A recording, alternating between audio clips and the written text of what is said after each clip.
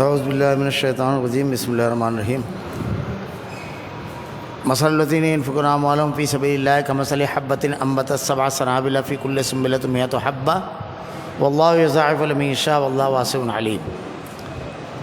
ایک بہت زیادہ اہم چیز جو دنیا میں زندگی گزارنے کے لیے انسان کو بہت ضروری ہے وہ ہے مال۔ مال اس دنیا میں بہتر زندگی یا ہماری جو ضروریات اللہ تعالیٰ نے ہمارے ساتھ لگا دی ہے، جیسے مثلاً جسم کی ضرورت، بھوک لگتی ہے، کھانا کھانے کے لیے ہم کو مال کی ضرورت ہے، ہم کو رہائش اختیار کرنا ہے کہ ان کو موسم سرد اور گرم دونوں طریقے کے ہوتے ہیں، ان موسموں کی تپش اور اس کی شدت اور اس کی ٹھنڈک سے بچنے کے لیے مکان کی ضرورت ہے۔ پھر اللہ تعالیٰ نے دوسرے جسم میں اور بیوی اور بچوں کی ضرورت ہے، ان کے تقاضے ہیں، تو اللہ تعالیٰ نے مال کے سلسلے میں بڑی تفصیل کے ساتھ بیان فرمایا۔ شریعت میں مال کمانے کی کوئی ممانعت نہیں ہے۔ احرص علی ما ينفعک، اپنے فائدے کے لیے حریص بنو، مگر صرف اتنا ہے کہ جائز طریقے سے حاصل کرنا۔ کتنا مال آپ حاصل کرتے ہیں اس پر کوئی پابندی نہیں ہے، لیکن کس طریقے سے حاصل کرتے ہیں یہ بتایا گیا ہے، غلط طریقے سے اسے نہ حاصل کیا جائے۔ دوسری چیز، مال کو بڑھانے اور اس کو زیادہ کرنے کے لیے ایک چیز تو یہ ہے کہ اللہ تعالیٰ نے انسان کو صلاحیت دی ہے، وہ مارکیٹ کا پتہ لگاتا ہے کہاں سستا مال ملے گا اور کس علاقے میں مہنگا بکے گا، اس پر کیا نفع آئے گا۔ یہ انسانی کی صلاحیت، کس وقت کس چیز کی ضرورت ہے اس وقت اس ضرورت کے مطابق اس کو مارکیٹ میں لانا لے جانا، یہ آدمی کی اپنی صلاحیتیں اپنی کوششیں جتنا کرتا ہے، لیس علی الانسان الا ما سعی، آدمی جتنی کوشش کرے گا اتنا اللہ رب العالمین اس کو عطا کرے گا، کوشش شرط ہے۔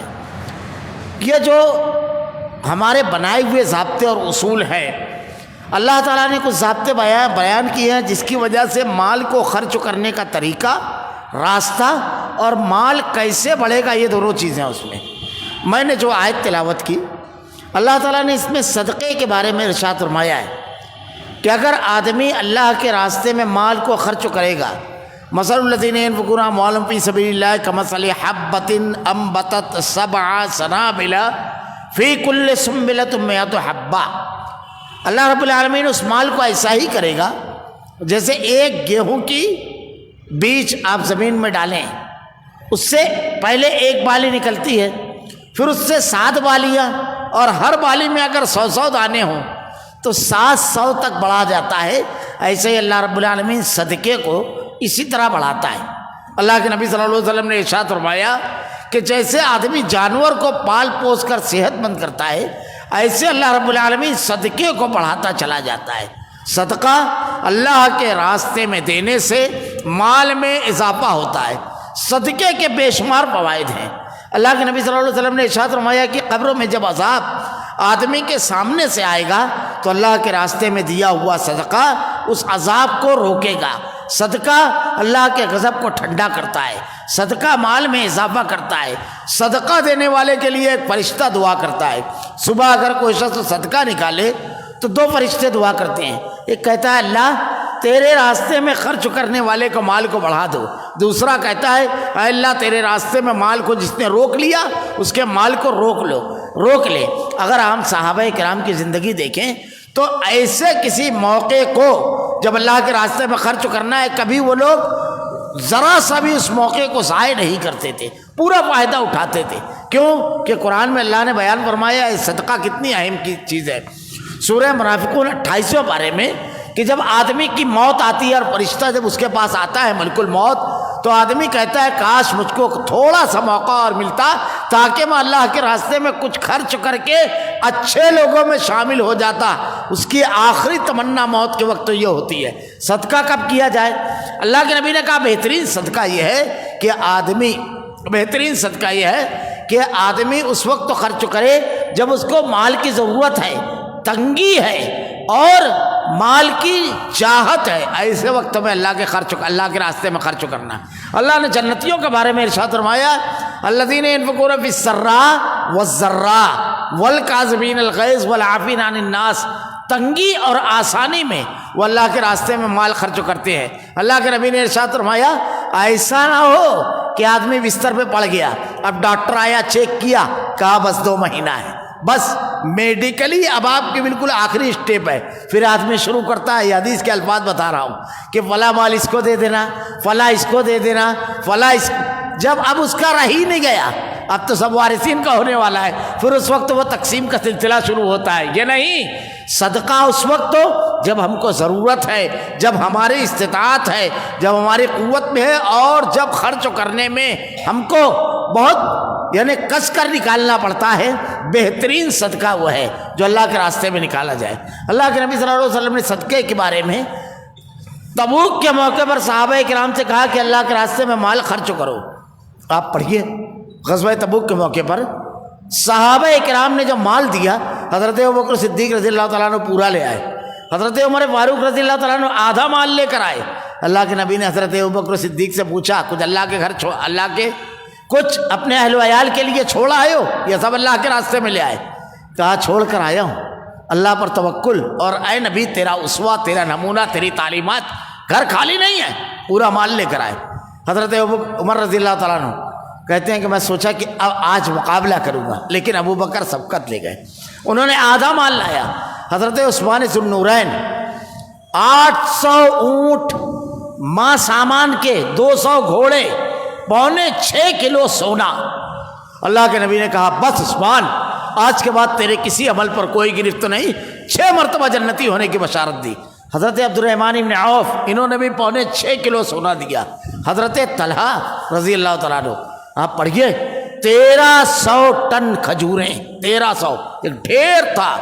حضرت عباس رضی اللہ تعالیٰ عنہ جب یہ مال اٹھا کر لے کر آئے تو بوجھ ان کو عاجز کیے ہوا تھا، بہت اونچا، پورا بلند بالا قد تھا آپ کا، بہت لہیم شہیم اور طاقتور، لیکن جب ایک آدمی بڑا بوجھ اٹھا لیتا ہے طاقت کے باہر تو ڈگراتا ہوا چلتا ہے، سنبھل نہیں پاتا ہے، پیر جمتے نہیں ہیں، ایسے انداز میں آ رہے تھے۔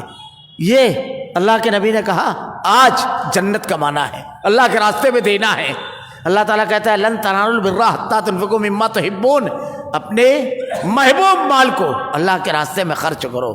یہ ایک صحابی دیکھا گھر میں کچھ نہیں ہے، بیوی بچے بھوکے ہیں، لیکن اللہ کے راستے میں دینا ہے، تو انہوں نے کیا کیا، ایک یہودی کے کھیت میں گئے، رات بھر پانی ڈالا اور بدلے میں کچھ کھجوریں ملی، آدھی کھجور اپنی بیوی اور بچوں کے سامنے رکھی جو بھوکے تھے، اور آدھی لے کر اللہ کے رسول کے پاس آئے، اللہ کے نبی کو کہا یہ ہے میرا صدقہ۔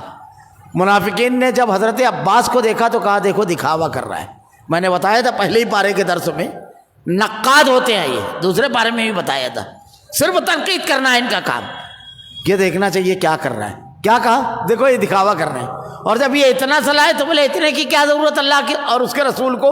اللہ کے نبی نے اس کھجور کو پورے اس پر پھیلا دیا، اور آپ غور تو کیجئے وہ اتنی کھجوریں نہیں تھی، وہ ان کا 100% جو مال تھا وہ تھا، 100% جو بھی ان کی تھی پورا کے پورا اللہ کے راستے میں۔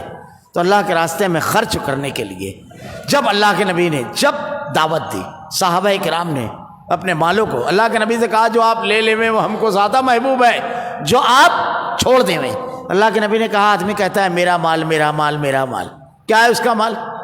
جب وہ مر گیا جو اس نے کھا لیا وہ، جو پہن لیا وہ، اس کے بعد جو بچا وہ اس کے بیوی بچے بانٹ لیں گے، اس کے وارثین کا، اس کا کیا، اس کا وہی جو اس نے آخرت میں خرچ کیا، اس کا وہ جو آخرت میں اس نے ذخیرہ کیا۔ ذرا سا غور کیجئے، ہم یہاں پلاٹ بناتے ہیں اپنے بچوں کے لیے، گھر بناتے ہیں، بالکل وہ ضروری ہے بنانا چاہیے، لیکن اپنی آخرت کے لیے کتنا بناتے ہیں، کسی اور سے نہیں۔ اس دل سے خود سوال کریں جس میں اللہ کی محبت اور رسول کی اطاعت بستی ہے، اس سے خود اپنے آپ سے پوچھیں۔ ہم ہر مہینہ موبائل ریچارج، اب یہ تو ایسا تماشا ہے موبائل کہ آدمی اگر گھر سے موبائل بھول کر نکلا تو لگتا ہے آدھا آدمی نکلا ہے، لگتا ہی نہیں ہے پورا ہے، 2 کارڈ اور سب میں ریچارج چاہیے۔ ہم لوگ آخرت کا ریچارج کتنا مارتے ہیں ہر مہینے کا، کسی اور سے نہ پوچھیں، اپنے آپ سے پوچھیں، سوال اپنے آپ سے کریں۔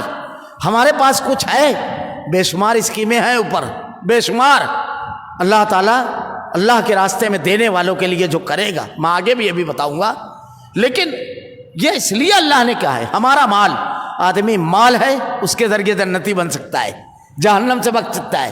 وقت تو ہے، یہ ابھی بیٹھے ہوئے ہیں، یہ اللہ کی رحمتوں میں بیٹھے ہوئے ہیں، ایک ایک سیکنڈ یہاں کا قیمتی ہے۔ آدمی اپنی گفتگو کے ذریعے، اپنے رشتے جوڑ کر کے، اپنے رحم کے ذریعے، اپنے غصے سے لوگوں کو معاف کر کے ہر چیز سے جنت حاصل کر سکتا ہے۔ ہم اس مال سے اپنا گھر، اپنی دنیا، اپنے اہل و عیال، اپنا اسٹیٹس یہ بنانے میں سب کو لگاتے ہیں، لیکن معاف کیجیے گا خود ہم سوچیں کہ ہم اپنی آخرت کے لیے کتنا یہ مال لگاتے ہیں۔ ہم خود اپنے آپ کو بدلیں، دوسرا کوئی نہیں، اپنے آپ کو ایک حصہ ضرور رکھیں۔ مال کے بڑھنے کی ایک وجہ اللہ کے نبی نے بیان فرمائی، صحیح مسلم کی روایت ہے، اگر تم یہ چاہتے ہو، دو چیزیں ایسی ہیں جو ہر آدمی چاہتا ہے، اور اتنی چاہتا ہے کہ اگر ایک وادی سونے کی مل جائے تو دوسری مانگے گا وہ، ایک وادی اگر سونے سے مل جائے، اور آدمی کو خواہش رہنا بھی چاہیے، کوئی غلط نہیں ہے۔ اور عمر، 80 سال کے بوڑھے کے بھی پاس بیٹھو گے تو 20 سال کا پروگرام بتائے گا وہ، اگلی سٹیپ میں اس کو جانے کا پروگرام رہتا ہی نہیں ہے۔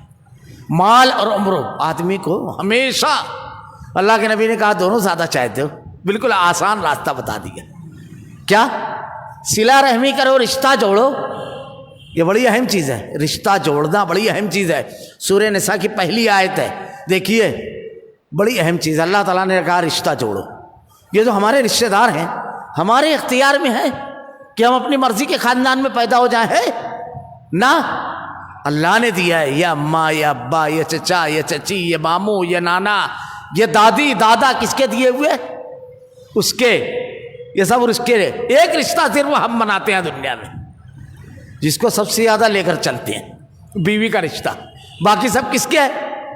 اب جیسے بھی اللہ نے دیے ہیں نبھاؤ، ان کو جوڑو، جیسے بھی ہے یہ اللہ کے دیے ہوئے، اس رب کے دیے ہوئے ہیں، وہ اچھی طرح جانتا تھا کہ تم کو کس خاندان میں رہنا ہے، کیسے بھی۔ اور ایسا نہیں کہ جو ہمارے یہاں آئے ہم اس کے یہاں جائیں گے، جیسے ہمارے یہاں ہے نا مزاج، کرانے کی دکان والا، کرانے کی دکان پہ آپ جاؤ، پیسہ دو گے تو سامان ملے گا، ایسے ہی ہمارا معاملہ ہے رشتے کا، کیسے ہے؟ دیکھیں گے کہاں سے گھر بھر آئی، وہاں گھر بھر، جہاں سے ایک آدمی آئی، یعنی سامنے والے کا جیسا ویسا نہ، جو تم سے کٹے تم اس سے جٹو، جو تمہیں محروم کرے تم اسے عطا کرو۔ اللہ کے نبی صلی اللہ علیہ وسلم کی ایک حدیث ہے، ایسا لگتا ہے ہمارے معاشرے کا کوئی آدمی ہے، اٹھ کر کے پوچھا، اللہ کے نبی سے ایک صحابی کہتے ہیں کہ اللہ کے رسول، میرے رشتہ دار مجھ کو کاٹتے ہیں، میں ان کو جوڑتا ہوں، مجھ کو کاٹتے ہیں، میں انہیں عطا کرتا ہوں، وہ مجھ کو محروم کرتے ہیں، میں ان کے ساتھ اچھائی کرتا ہوں، وہ میرے خلاف سازش کرتے ہیں، کیا کروں؟ ہمارے یہاں ہوتا ہے نا، ہمارے خاندانوں میں ہوتا ہے۔ اللہ کے نبی نے کہا اگر تم اپنے قول میں سچے ہو تو اللہ کی طرف سے تمہارے لیے ایک مددگار اور تمہارے لیے جنت۔ اللہ ہم سے یہ نہیں پوچھے گا کہ ہمارے رشتہ دار نے کیا کیا، بس یہی فلسفہ ہمارا بگڑا ہے۔ اللہ ہم سے یہ پوچھے گا تو جھوٹا تھا، تو نے کیا کیا، وہ تو اس سے پوچھے گا نا۔ جیسے ایک آدمی سے اللہ یہ نہیں پوچھے گا تیری بیوی کیسی تھی، فرما بردار تھی، نہ، اللہ یہ پوچھے گا تو نے بیوی کے حقوق ادا کیا۔ بیوی سے اللہ یہ نہیں پوچھے گا شوہر کیسا تھا، تو کیسی تھی۔ جس دن ہم کو یہ سمجھ میں آ گیا نیک ترین انسان ہو جائیں گے۔ ہم سے اللہ یہ نہیں پوچھے گا تیرا کون سا بیٹا کتنا فرما بردار تھا، تو نے اپنے بچوں کے ساتھ انصاف کیا، یہ اللہ ہم سے پوچھے گا۔ بیٹے سے اللہ یہ نہیں پوچھے گا تیرا باپ کیسا تھا، تو فرما بردار تھا۔ ہم کو کیا کرنا ہے، یہ فلسفہ اگر ہم کو سمجھ میں آ گیا بس ہم کامیاب ہو گئے زندگی میں۔ یہ فلسفہ ہے، یہی شریعت، یہی دین، یہی صحابہ کرام کی زندگی تھی۔ تو رشتے جوڑنا، تو صلہ رحمی کرنے سے مال اور عمر میں برکت ہوتی ہے۔ اللہ کے راستے میں مال دینا، کبھی کبھی ایسا ہوتا ہے کہ آدمی مال دینے کے ٹائم مالک یوم الدین بن جاتا ہے، نماز پڑھا یہ اللہ پوچھے گا، روزہ رکھا یہ اللہ پوچھے گا، وہ بھوکا ہے، وہ ضرورت مند ہے، اگر ہے تو آپ اس کی مدد کرو، بھوکے کو کھانا کھلاؤ۔ قرآن میں اللہ نے یہی ارشاد فرمایا ہے کہ انک لا تہدی من احببت ولکن اللہ یہدی من یشاء، ہدایت دینا نہ دینا تمہارا کام نہیں ہے۔ عبداللہ ابن عباس کہتے ہیں یہ آیت ہمارے بارے میں نازل ہوئی تھی۔ حضرت عباس کہتے ہیں کہ ہمارے جو مشرک رشتہ دار آ کر کے ہم سے مدد مانگتے تو ہم لوگ پسو پیش میں رہتے تھے، ان کو دے نہ دے۔ اللہ نے کہا ہدایت دینا میرا کام ہے، لیکن تم جو نیکی کرو گے بالیقین اللہ اس کو ضائع نہیں کرے گا۔ اور ایک آدمی غلط کچھ رکھ رہا ہے شوق، لیکن اس کی بیوی اور بچے بھوکے ہیں تو اس کو کھانا کھلا دیجیے، وہ خود بھی بھوکا ہے تو اس کے لیے غلط چیز کے لیے دینے کے لیے حکم نہیں دیا ہے، لیکن اس کا مالک یوم الدین حساب لینے والا اللہ ہے۔ تم کو کہا تم نیکی کا کوئی موقع ضائع مت کرو۔ کبھی کبھی ایسا ہوتا ہے کہ ہم کسی کو دیتے ہیں، فرض کر لیجئے ایک آدمی آیا اور ایسا ہوتا ہے کہ اس نے ایسا اپنا درد بیان کیا کہ ہم نے ایک بڑا اماؤنٹ نکال کر کے دے دیا۔ اتنے میں ہمارا ایک دوست تو آیا، یہ کس لیے آیا تھا؟ تو وہ کہتا ہے کہ بھائی یہ ایسا ایسا پریشانی بتا رہا تھا یار وہ۔ ارے بولے اس کا کام ہی وہی ہے، ہو جاتا ہے، بڑا دکھ ہوتا ہے، لیکن ذرا بھی دکھ نہیں کرنا۔ آپ نے ہمدردی کے جذبے سے شریعت پر عمل کیا، آپ کی نیکی ضائع نہیں ہوگی۔ بڑا مشہور واقعہ ہے، بنی اسرائیل میں ایک آدمی تھا، ایک روز نکلا صدقہ دینے، چپکے سے دوں گا اللہ کے راستے میں، ایک دم چھپا کر دینا صدقہ، زکوٰۃ اعلانیہ دینا ہے، صدقہ ایک دم چھپا کر، اس ہاتھ سے دو تو اس ہاتھ کو خبر نہ ہو، بہت چھپا کر دینا۔ یہ نیکی اصل وہی ہے، جنت اللہ کا بہت قیمتی سامان ہے، بہت قیمتی۔ تو بنی اسرائیل میں ایک آدمی نکلا صدقہ دینے کے لیے، اب اس نے دیکھا کہ ایک آدمی چہرے پہ پیشانی پہ سلوٹیں اور رات کی تاریکی میں ٹہل رہا ہے۔ کہا اس سے زیادہ پریشان کون ہوگا؟ کسی مجبوری نے اس کو گھر سے نکالا ہوگا، بڑا اماؤنٹ تھا اس کے ہاتھ میں رکھا، چلا گیا۔ دوسرے روز شور ہوا، کون بیوقوف تھا، ایک بخیل دولت مند کو صدقہ دے کر چلا گیا۔ اس نے کہا یا اللہ میرا مقصد تو نیک تھا، ہو گئی غلطی۔ دوسرے روز پھر لے کر نکلا، ایک خاتون کو دیکھا بچتے بچاتے جا رہی تھی، کہنے لگا یہ بیچاری خاتون اتنی رات کو نکلی ہے، کسی مجبوری نے گھر سے نکالا ہوگا، ایک بڑا اماؤنٹ اس کے ہاتھ میں رکھ دیا۔ وہ فاحشہ خاتون تھی، رات میں لوگوں کو گناہ کی دعوت دینے والی۔ لوگوں نے کہا یہ کون بیوقوف ہے، کل ایک بخیل سیٹ کو آج ایک فاحشہ خاتون کو پیسہ دے دیا۔ پھر بڑا افسوس ہوا، تیسرے روز پھر پیسہ لے کر نکلا۔ اب نکلا تو ایک آدمی چھپتا چھپاتا بچتا بچاتا جا رہا ہے، کہا یہ لگ رہا ہے، اس کو پکڑا، اس کو دے دی۔ تیسرے روز شور ہوا، کون تھا؟ پہلے دن ایک بخیل کو، دوسرے روز ایک فاحشہ کو، اور تیسرے دن ایک چور کو دے دیا۔ لیکن ہوا کیا؟ ہوا یہ کہ وہ بخیل سوچنے لگا کہ ایک میں ہوں، اپنا مال بچانے اور اس کو لوگوں سے چھپانے اور اپنے پاس جمع کرنے کے لیے راتوں کو جاگتا ہوں، اور ایک ہے اللہ کی رضا کے لیے مال لٹانے نکلتا ہے رات۔ عورت سوچتی ہے کہ میں گناہ کی دعوت دینے نکلتی ہوں، ایک آدمی نیکی کی تلاش میں رات کے سناٹے میں نکلتا ہے۔ اخلاص کے ساتھ جو عمل کیا جاتا ہے، چور نے کہا میں مال لوٹنے نکلتا ہوں، گناہ کرنے، اور ایک اللہ کا بندہ ہے جو لٹانے نکلتا ہے۔ تو اخلاص سے ہم نے دیا، اللہ مال کو ضائع نہیں کرتا۔ کبھی بھی دل چھوٹا نہیں کرنا، کبھی بھی اللہ کے راستے میں خرچ کرنا، صدقے کے بعد اللہ کے راستے میں مال کو خرچ کرنے کا، اس کے جو فضائل ہیں، اس کی جو نیکیاں ہیں، کسی کے آنسو اگر ہم نے پوچھ لیے، کسی کا درد اگر ہم نے اپنا درد بنا لیا، سب سے بڑا کام ہے، سب سے بڑا۔ یہ دیا کہاں جائے، صدقہ دیا کہاں جائے؟ صدقہ اور زکوٰۃ، یہ جو سب چیز ہے، زکوٰۃ کا تو اجتماعی نظام ہونا چاہیے، لیکن اس کو سب سے پہلے اپنے رشتہ داروں میں، اپنے قریبی رشتہ داروں کو دیکھو۔ بہترین صدقہ اللہ کے نبی نے کہا اپنے اہل و عیال پر خرچ کرنا ہے، اپنی بیوی اور بچوں پر جو خرچ کرتا ہے آدمی وہ صدقہ ہے۔ اچھا پھل لے کر آؤ، آپ ادھر ادھر ہوٹل میں کھاتے ہو، کبھی ان کو بھی لا کر کے کھلاؤ وہی سب آئٹم، آپ کو ثواب ملے گا۔ ایک لقمہ آدمی اپنی بیوی کو کھلاتا ہے، اللہ کے نبی نے کہا صدقہ ہے، یہ معمولی چیز نہیں ہے۔ گھر کا ماحول خوشگوار رہتا ہے، اپنے اہل و عیال اور اپنے قریبی رشتہ دار کتنا بھی اپنے تعلقات خراب ہو، لیکن ہم کو تو جنت چاہیے نا، ہم کو تو اللہ کی رضا چاہیے نا، تو وہ تعلق نہیں، ہم کو اللہ کی رضا صرف دکھتی ہے۔ اگر وہ ضرورت مند ہے، اس کے ہاں سب سے پہلے قریبی رشتہ دار تلاش کرو۔ اللہ کے نبی نے کہا، اللہ تعالیٰ نے ان کو، اللہ کے نبی سے کہا کہ وہ ہاتھ نہیں پھیلائیں گے، خوددار ہوتا ہے آدمی، کام کرنے والا۔ آپ کو دیکھنا ہے، اسی معاشرے میں وہ آدمی رہتا ہے، اس کی کمائی 2000 اور 3000 روپیہ ہفتے کی ہے، اسی کرانے سے وہ بھی سامان لیتا ہے جہاں سے ہم لیتے ہیں۔ اتنے میں تو کرانہ آتا ہے، اتنے میں تو دیگر چیزیں آتی ہے، اس کے یہاں میڈیکل آ گیا تو کیا کرے گا، اس کے بچوں کی فیس کا معاملہ آیا تو کیا کرے گا، شادی بیاہ ہو تو کیا کرے گا۔ اگر موسم تبدیل ہو، سردی آ جائے گی تو کیا کرے گا؟ کبھی یہ سب سوچئے۔ خود بخود آپ کے اطراف میں جو ضرورت مند ہے، جو اپنی زبانوں کو نہیں کھولتے، غیرت و حمیت نے جن کی زبانوں پر تالے لگا رکھے ہیں، وہ خود بخود آپ کو دکھ جائیں گے، اللہ دکھا دے گا۔ اور تلاش کرنا ہے، گھر نہیں بیٹھنا ہے، تاکہ وہ شخص جو چرب و زبانی سے لے کر کے چلا جائے ایک دم اڑک کر کے، مسکین وہ نہیں ہے۔ مسکین اللہ تعالیٰ نے قرآن میں کہا ہے، مسکین وہ ہے جو ضرورت مند ہونے کے باوجود اپنی زبان کو نہ کھولے۔ وہ زکوٰۃ کا بھی مستحق ہے اور ہمارے صدقات کا بھی مستحق ہے۔ اس کا مزاج ہونا چاہیے۔ کبھی وہاں اچھا کھانا نہیں بنتا، تیتر بٹیر ہمارے یہاں بنتا ہے، 4 بٹیر بنا رہے ہو، 4 لوگوں گھر میں 8 بنا لو، اپنے رشتے دار کے یہاں بھیج دو۔ مختلف اشیاء کھانے پینے کی، صدقہ ہر قسم کا، موقع کوئی ضائع نہیں ہونا چاہیے اللہ کے راستے میں دینے کا۔ صدقہ اللہ کے راستے میں خرچ چپکے سے کرنا اور اس کو جتلانا نہیں۔ بڑے زبردست الفاظ ہیں، قول معروف ومغفرۃ خیر من صدقۃ یتبعها اذی۔ اس صدقے کو جس کے دینے کے بعد اذیت دی جائے، اس سے اچھا ہے کہ تم نرمی سے اس کو نہ کہہ دو۔ کسی کو دو تو پھر اس کے بعد کبھی غصے میں آؤ تو کہو کہ میرے ٹکڑے پہ پلا ہے، ارے میں تو تھا اس کے بچے کی بھی۔ استغفر اللہ، شیطان آپ کو نیکی سے نہیں روک پایا تو ضائع کروا دیا نیکی، بھول جاؤ اسے، وہ ذخیرہ ہے قیامت کا، یہ معمولی چیز نہیں ہے۔ اس کے بعد فوراً بیان فرمایا سود، کتنی خطرناک چیز ہے سود، انتہائی بدترین گناہ ہے۔ اس کا لینے والا، اس کا لکھنے والا، اس کا گواہ، گارنٹر، سب ایک جیسے مجرم ہے، سب۔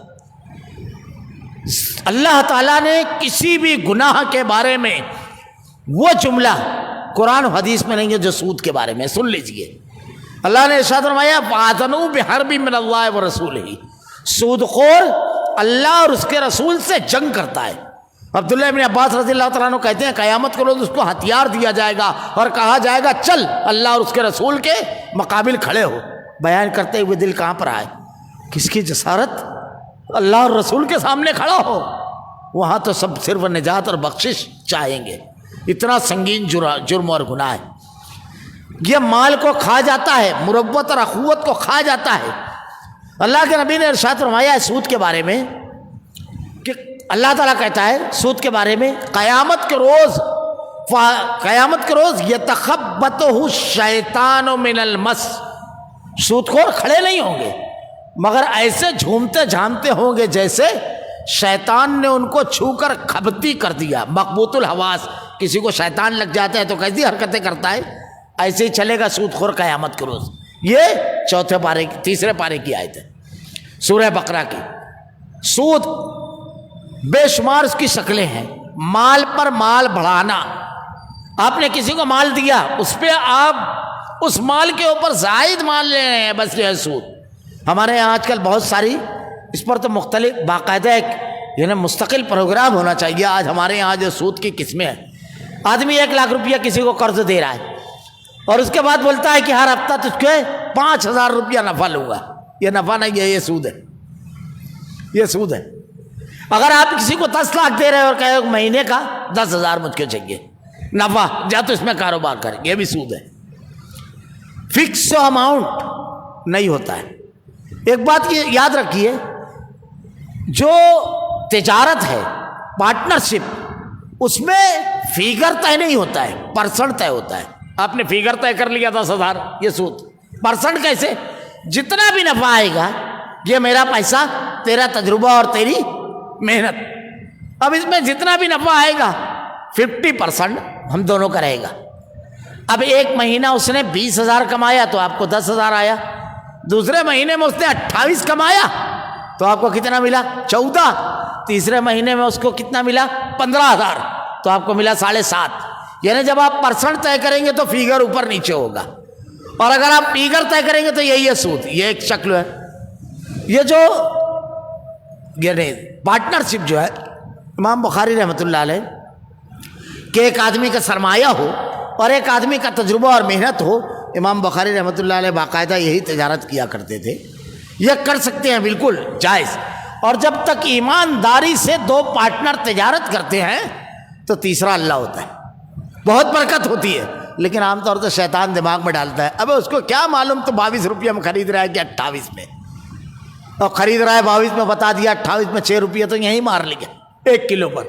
اب بیچنے جب گیا تو بیچا اس نے 34 میں، بتایا 32 میں۔ اب اس کو کیا معلوم، اس کو تو 28 سے 32 کا حساب مطلب 6 روپیہ کلو میں ملا، 3 میرا، مگر وہاں بھی 2 یہاں بھی 6۔ اللہ کو حساب دینا ہے، جب تک ایمانداری رہے گی خوب برکت۔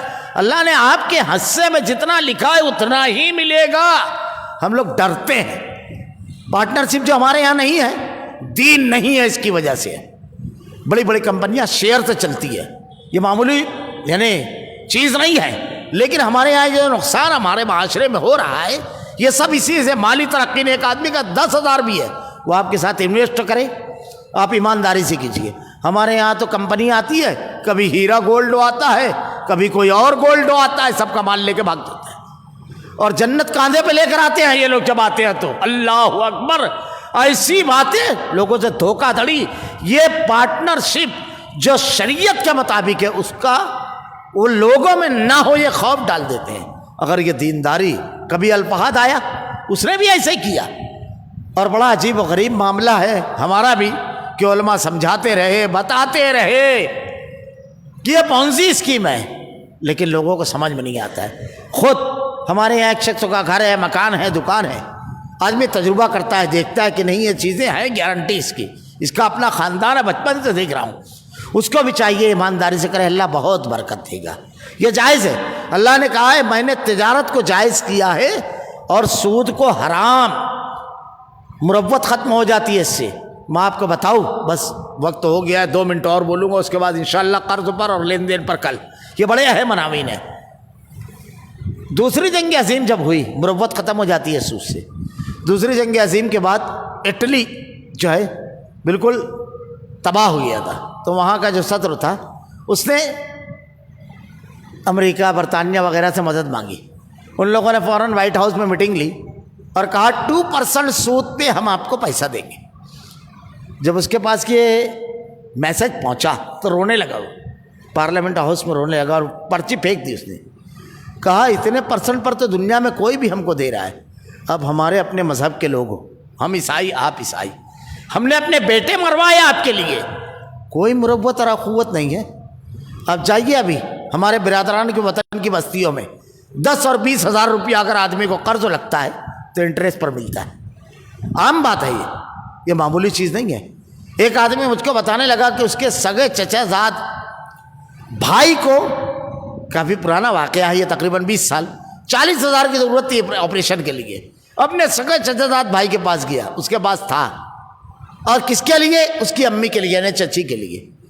اب اس نے کہہ دیا کہ میں 8 مہینے کے بعد دوں گا، کہا بعد میں بولتا ہوں۔ 8 مہینے کے بعد کیا کریں گے؟ 8 دن بعد وہ مر گئی۔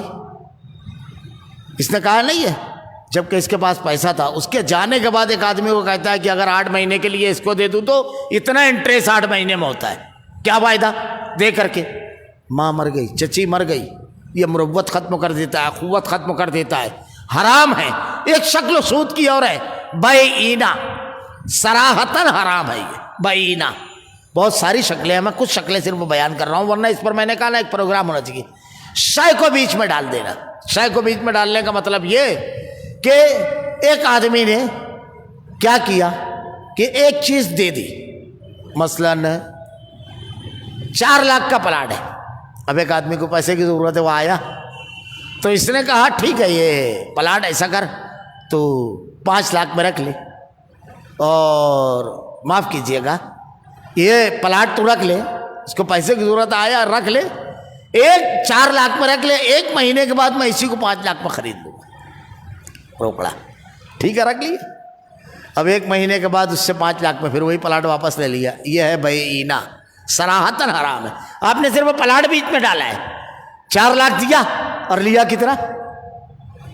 لیا کتنا؟ 5۔